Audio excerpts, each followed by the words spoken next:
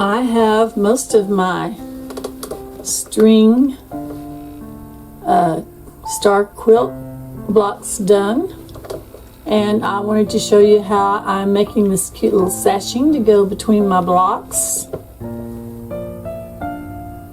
I needed something to dress it up just a little bit better, so I decided on this type of sashing with a cornerstone. So let me show you how I made that. First of all, you'll need two white, my blocks are 12 inches, so I made two of my background strips, 1 1/2 inches by 12 inches long, and the same with my print, 1 1/2 by 12. And what I'm going to do is just sew the blue one in the middle of the two white ones. Super simple. So let me just get that done.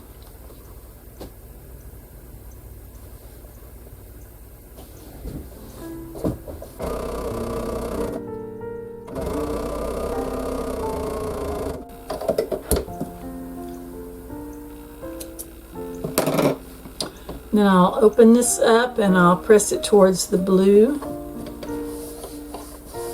I'll go ahead and press it with my iron as well.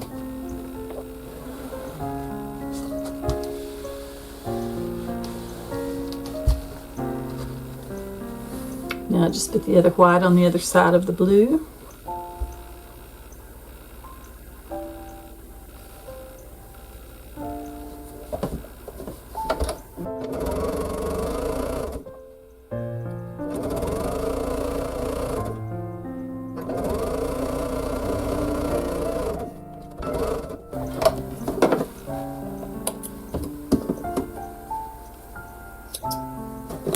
Now just go ahead and I'm going to just press this one to the white this time. You could press it back towards the blue, but it seems to work better for me going all of my seams going the same way.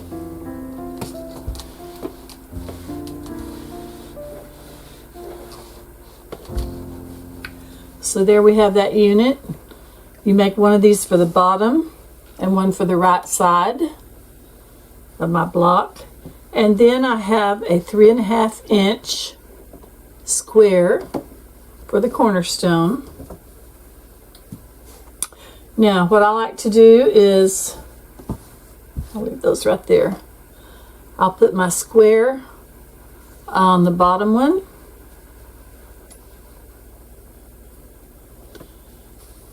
Now since you have 3 1 1/2 inch strips, by the time you take out your seam allowances, that leaves you a 3 1/2 inch, is that right? Yeah. Yeah, 3 1/2 inch cornerstone. They match up perfectly. Okay. I'll stick that on there.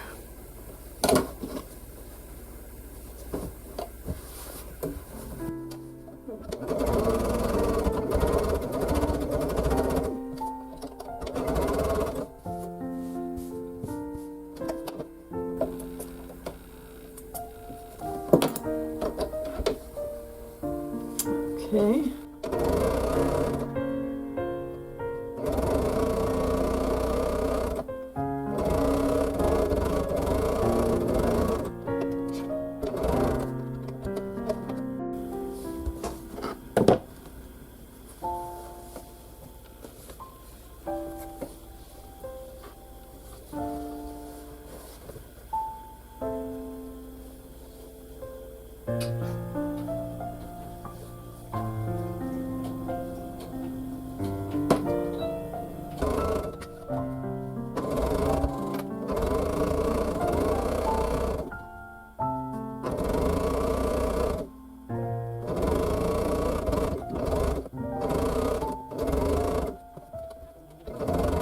And this is my last row that I'm putting together. As you can see, I have my sashing on the bottom and on one side sewn into my blocks. I'm only going to have 3 blocks in each row, but I'm going to have a big, I'm going to have sashing all the way around and then pretty good sized borders. This is just going to be a throw size quilt. So I've got sashing, sashing, sashing, but on the last one over here, I don't have a sashing on this side. I'm going to put that in one row, these long pieces in one row. So let me show you how I put these together. I'll start with this one. And all I'm doing is lining up the sashing pieces together.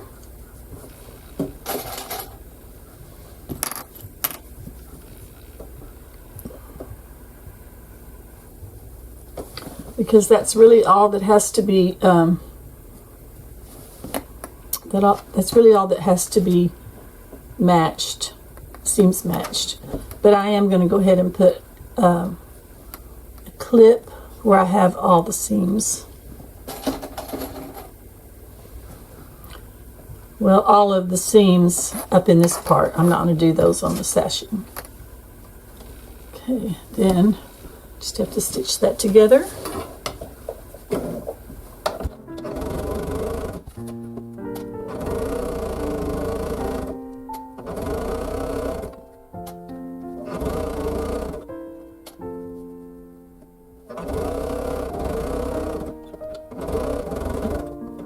Now, I may not have said this, but I am back at home in my sewing room.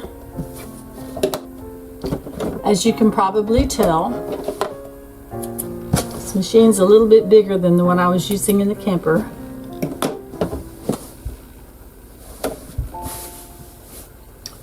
And that's how this looks. Now I have the last piece to put on as far as blocks go. And this is my last row, so I'll let you watch me attach it to the rest of the quilt if you don't mind.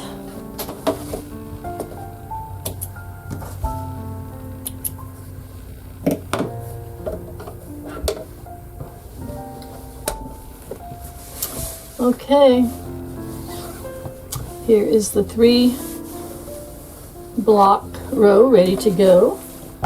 Now I'll just iron those 2 seams and press those so they can have a nice flat surface.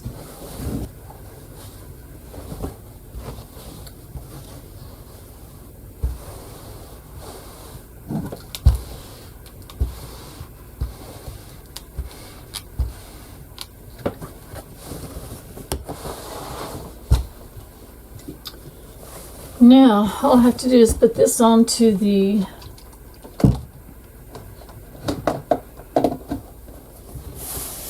bottom of my little quilt.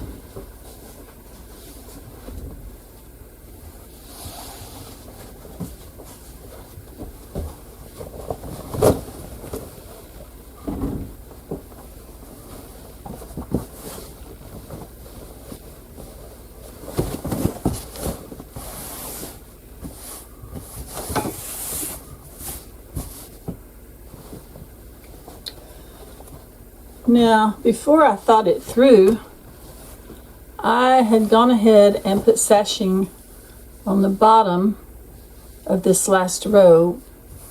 So now it will not be the same as the top, I don't think. I might have enough to do the top 3 pieces. I'll have to see. If not, the top will have to be like the sides.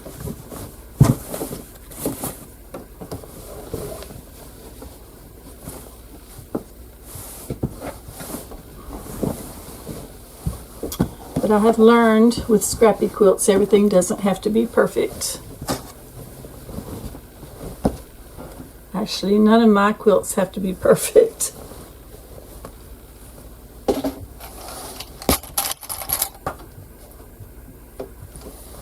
Don't get me wrong, I do the best I can, but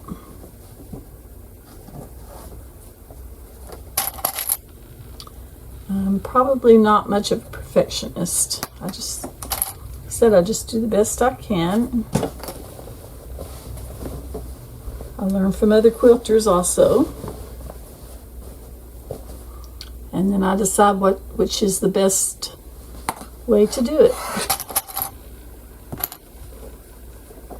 Try to match up my seams, because I know that makes the quilt look better.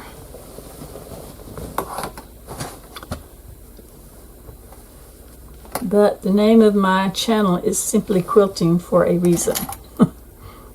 I kind of like to keep things as simple as I can while still doing a decent job on it.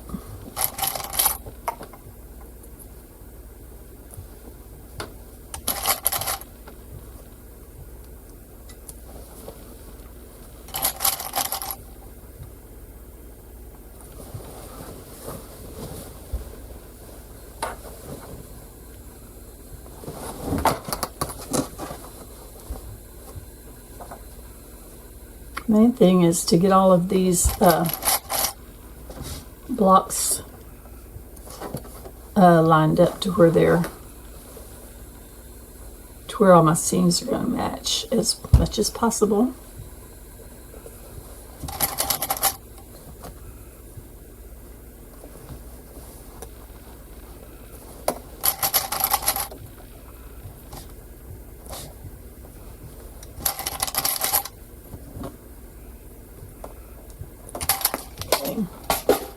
Now, stitch this row together, and that'll be all of my blocks put together.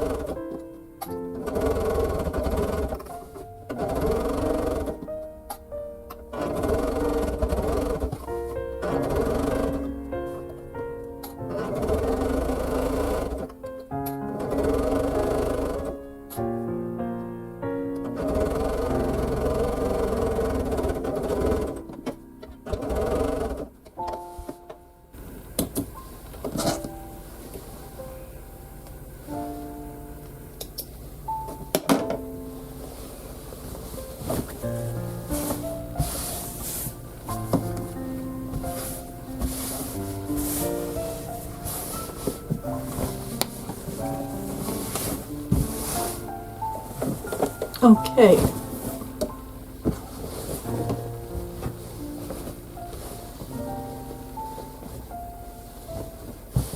See if I can measure this out and see what it is at this point.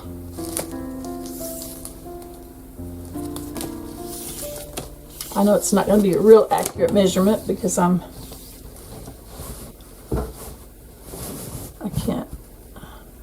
could spread it out more if I wanted to get up and lay it out, but I'm just going to do it like this. I'll get a pretty accurate measurement, I think.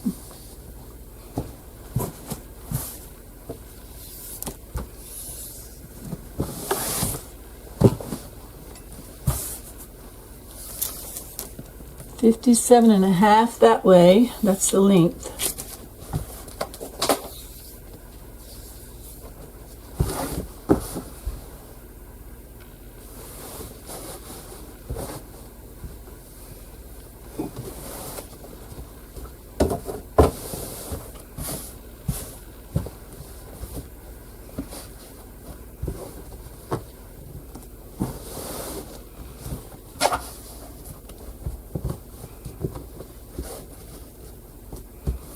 And the width is a little over 41, probably 41 when I trim it squared up.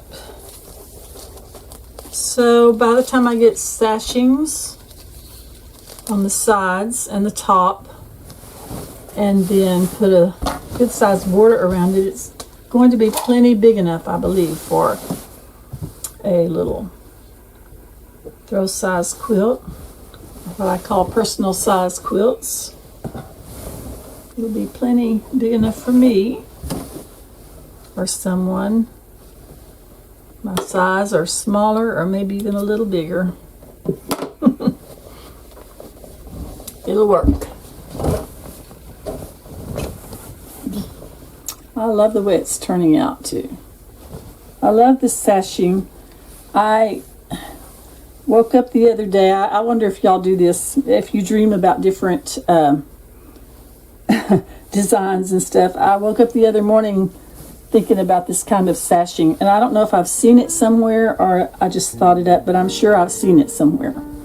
Anyway, I thought it would be really cute on this, especially since I didn't have that many blocks. It would help extend it a little bit also. So there it is put together.